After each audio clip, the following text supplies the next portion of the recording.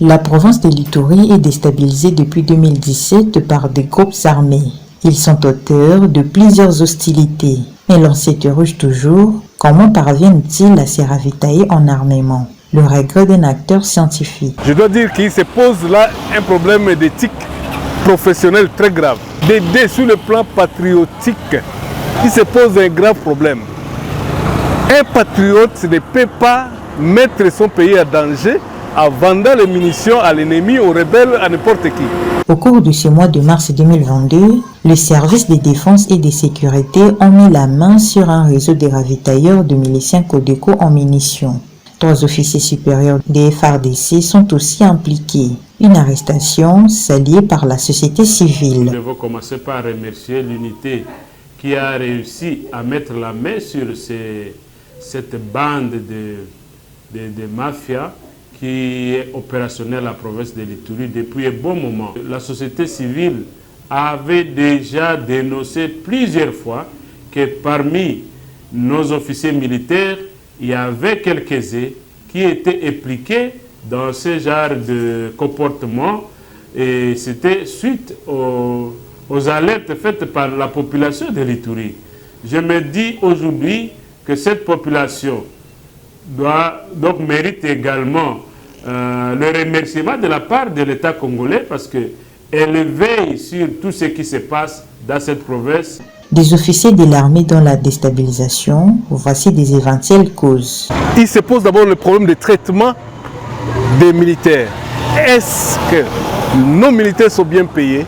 L'affairisme dont on parle, est-ce que les militaires des rangs, colonel, capitaine, voire adjudant ou caporal, ne voient-ils pas ou ne tirent-ils pas l'exemple auprès des généraux qui sont entrés de plein pied dans l'affairisme?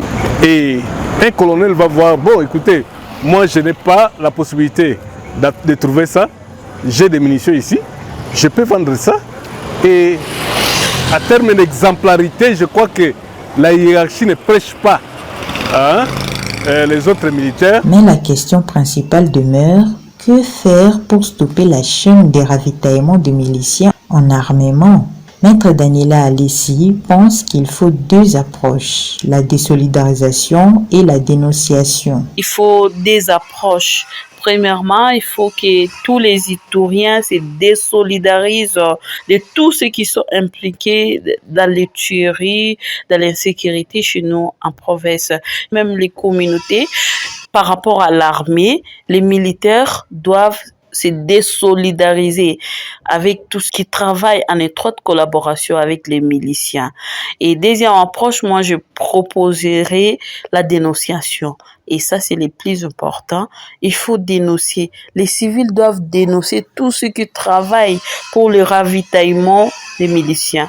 Puisque ces ravitaillements se retournent toujours contre nous-mêmes, Ituriens. Pour la société civile, il faut le relèvement régulier des militaires et des jugements sévères. Nous voudrions bien encore rappeler à ce moment à l'État congolais de relever tous les officiers militaires qui ont œuvré à Ituri depuis 2017. Ils sont là.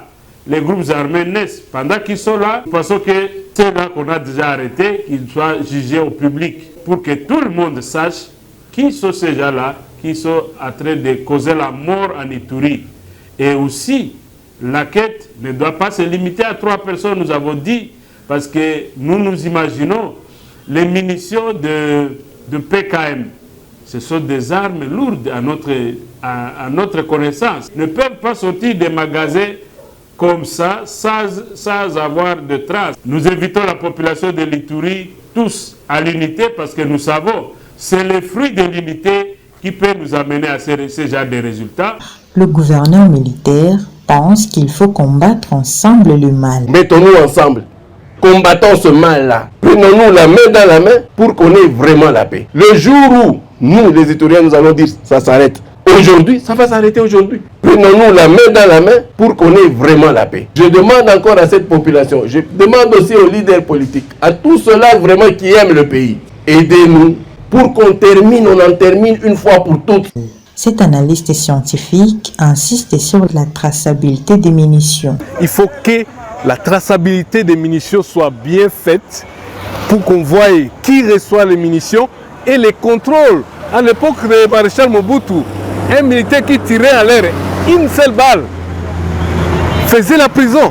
Mais aujourd'hui, tirer, ce n'est rien. Les munitions ne sont pas bien comptabilisées. Lors de son dernier passage en Ituri, le président Tshisekedi avait dénoncé des magouilles dans l'armée, mais sans pourtant annoncer des sanctions.